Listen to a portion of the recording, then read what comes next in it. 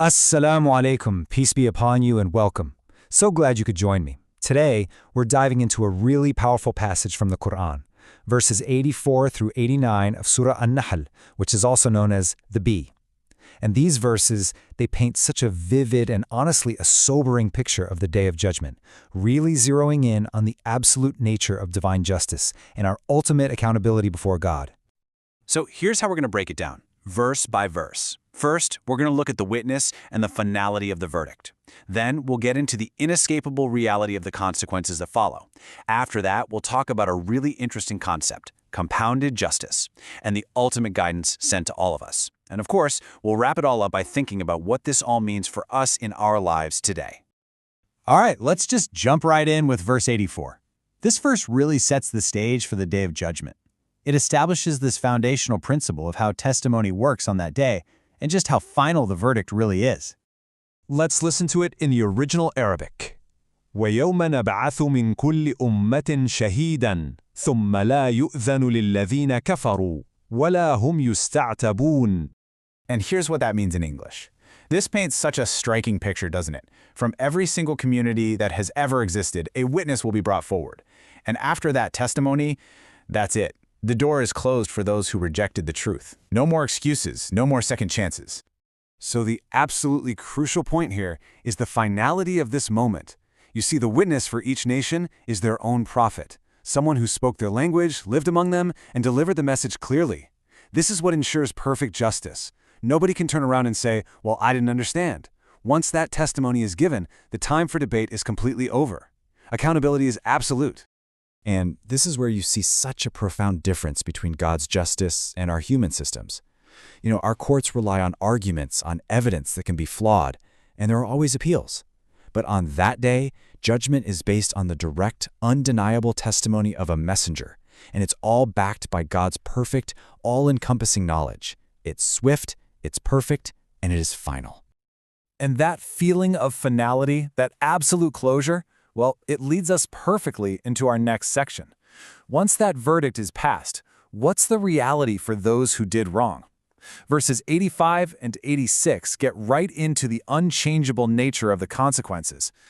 Here is verse 85. وَإِذَا رَأَى الَّذِينَ ظَلَمُوا الْعَذَابَ فَلَا يُخَفِّفُ عَنْهُمْ وَلَا هُمْ يُنْذَرُونَ. So, this verse continues the theme with just stark clarity. For those who wronged themselves by rejecting the truth, the punishment they will see is absolute. There's no reduction, there is no negotiation, and there's no delay or pause button. What this verse is really getting at is this core principle of inevitable consequence.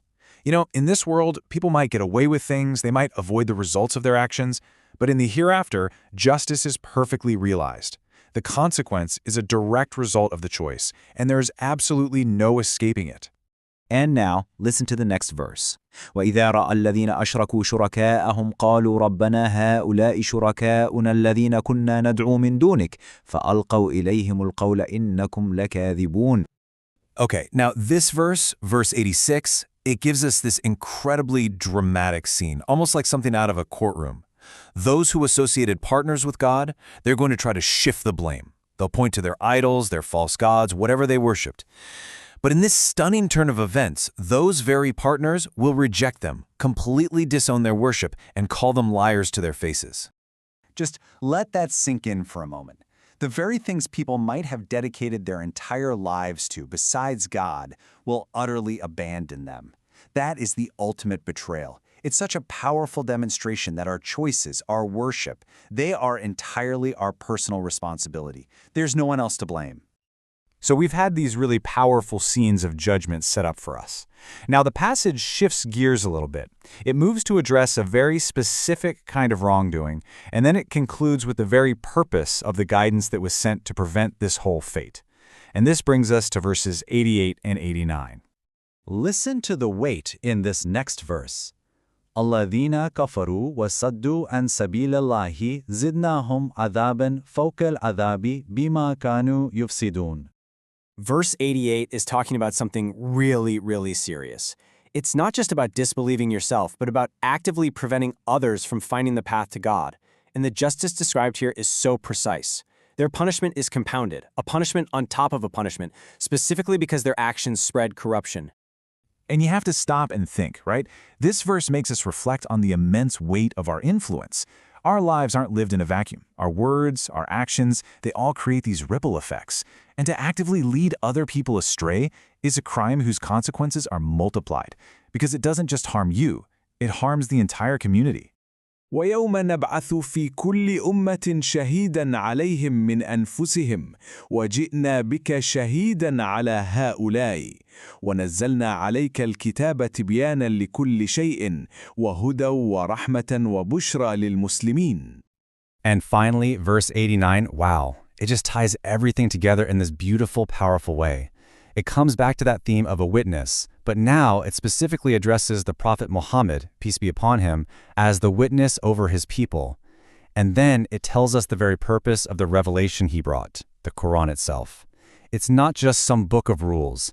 It is a clarification for everything we need. It's a source of guidance. It's a profound mercy, and it's good news for everyone who submits to God.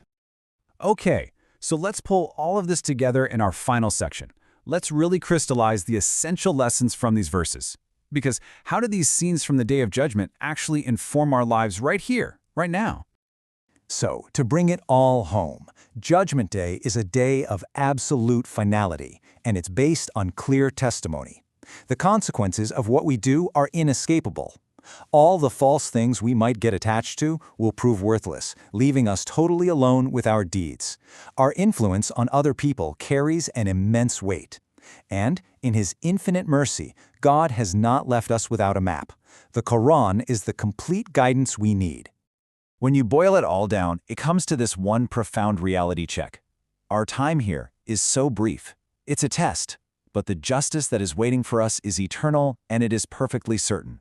Everything we do, everything we say, and everything we believe, it truly matters. And so, it leaves you with a really important question to carry with you. Knowing all this, knowing that we will be held accountable with perfect justice by an all-knowing Creator who has sent us such clear guidance and mercy, what then is our responsibility in how we choose to live our lives, starting from this very moment?